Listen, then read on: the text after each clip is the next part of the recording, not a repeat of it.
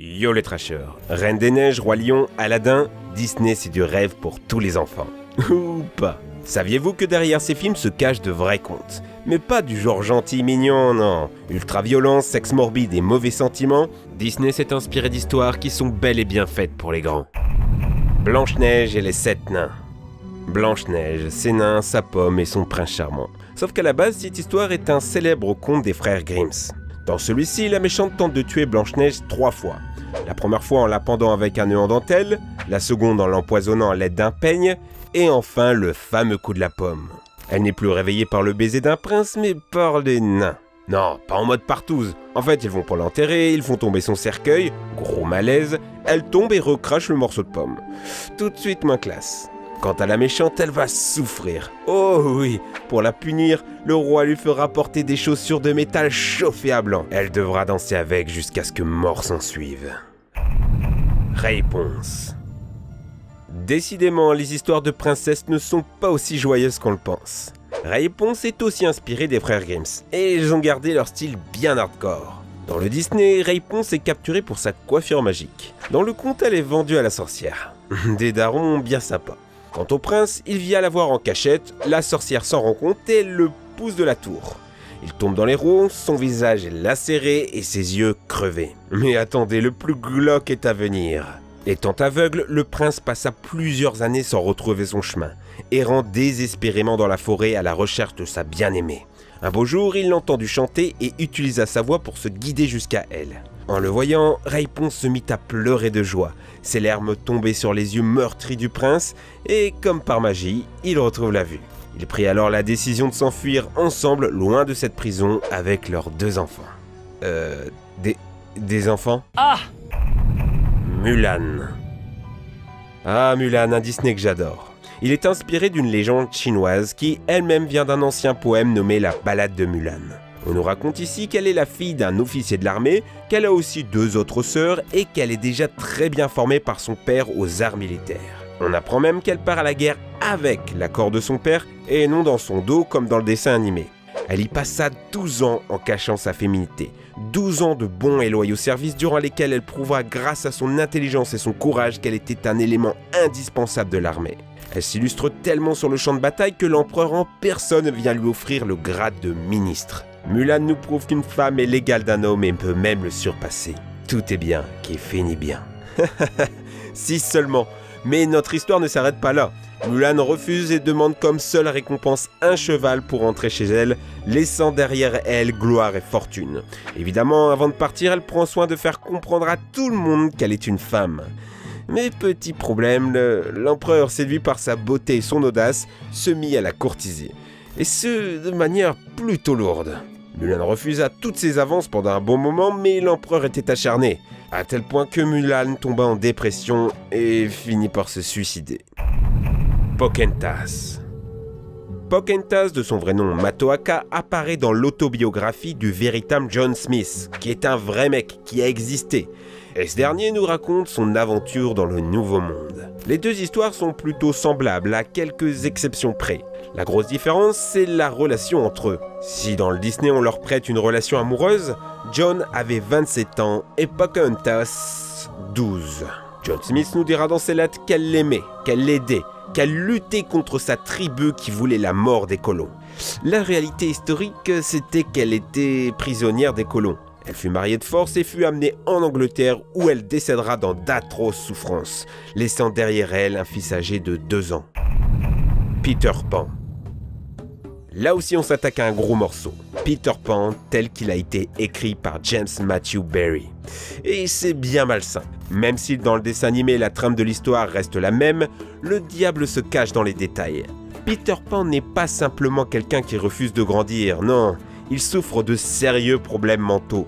C'est un enfant abandonné par sa mère qui ne veut pas grandir, qui amène des enfants dans son monde imaginaire avant de les tuer quand ils deviennent trop vieux. Cette version horrifique de l'histoire est en quelque sorte une métaphore de la vie de l'auteur lui-même. Barry a perdu son grand frère dans un accident de patin à glace lorsqu'ils étaient enfants et sa mère sombra dans la folie, le délaissant totalement. Pour se protéger du drame qui l'entourait, il se referma sur lui-même et resta un enfant dans sa tête afin de moins souffrir. Ironiquement, le protagoniste de sa pièce donna le nom à sa maladie, le syndrome de Peter Pan. La Belle au bois dormant. Je sens que celui-là, vous allez l'adorer. La Belle au bois dormant, selon le code de Giambattista Basile, commence de la même façon que le film de Disney. La princesse est victime d'un empoisonnement qui la plonge dans un profond sommeil. Un beau et valeureux prince arrive alors pour la réveiller d'un baiser d'amour. Sauf qu'après, il la viole. Ce n'est que 9 mois plus tard que la Belle se réveille après avoir accouché. Les enfants sortent tout seuls, vont téter le sein et l'un d'entre eux sucera le doigt de la princesse, lui retirant l'épine empoisonnée. Bon, un peu gore, mais ça se termine bien. Elle est réveillée, elle a des enfants et un prince comme mari. Non. La vraie femme du prince ordonne qu'on tue les enfants de la Belle au bois dormant et qu'on les donne à manger à leur père, qui viole les mortes, on le rappelle. Le bossu de Notre-Dame. Je pense que vous commencez à comprendre le principe. Et encore une fois, le roman de Victor Hugo est bien loin de nous offrir un happy end à la Walt Disney. Pour rappel, dans le film, l'histoire se conclut avec le baiser entre Esmeralda et le capitaine. Quasimodo se fait friendzone, d'accord, c'est pas cool pour lui, mais au moins, pas de mort. Enfin, sauf Frollo, mais comme c'est le méchant, on s'en fout. Pour ce qui est du livre, c'est loin d'être la joie.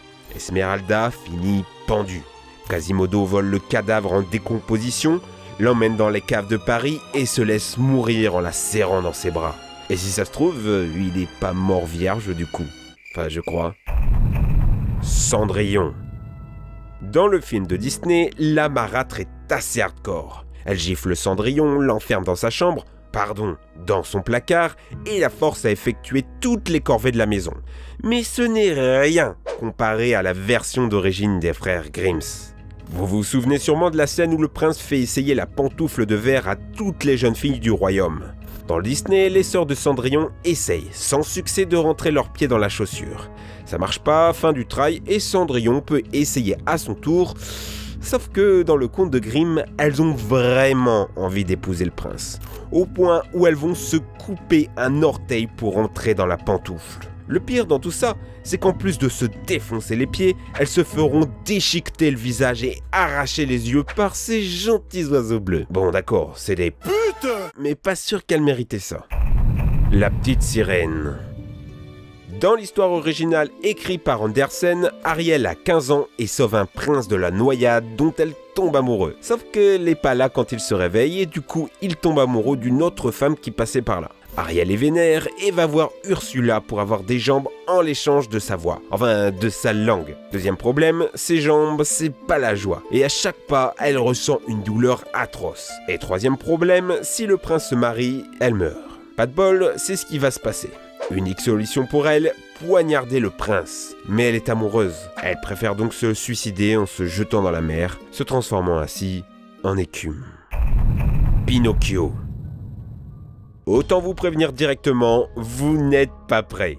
Laissez-moi vous dire que l'histoire d'origine telle qu'elle a été écrite par Carlo Collodi est de loin la pire de toutes. C'en est fini de l'adorable pantin de bois gentil et innocent. Ici, Pinocchio est une vraie tête à claque. Par exemple, la première chose qu'il fera en prenant vie, c'est de se moquer du physique de Geppetto. Pire, il va tuer Jiminy Cricket dans les premières pages du bouquin. Et Geppetto, attends, c'est pas un bon gars non plus, hein. Alcoolique et maltraitant les enfants. Il se fera arrêter et c'est à partir de ce moment-là que la descente aux enfers commence. Pinocchio sera brûlé, battu, humilié et même poignardé. La cerise sur le gâteau, l'histoire se conclut sur une terrible morale. Pinocchio trouve la mort, pendu par ses pires ennemis, comme preuve ultime qu'un enfant ne doit jamais désobéir. On vous a prévenu, les Disney qui nous ont fait rêver pendant notre enfance recèlent de terribles secrets. Au final, c'est pas plus mal qu'ils aient pris la décision de les arranger pour qu'ils deviennent tout public. La violence n'apportait rien à la morale de l'histoire. Bon, entre nous, montrez à vos amis le vrai visage de Disney s'il vous plaît. Traumatisons-les ensemble. J'ai fait cette vidéo pour ça. N'hésitez pas à la partager.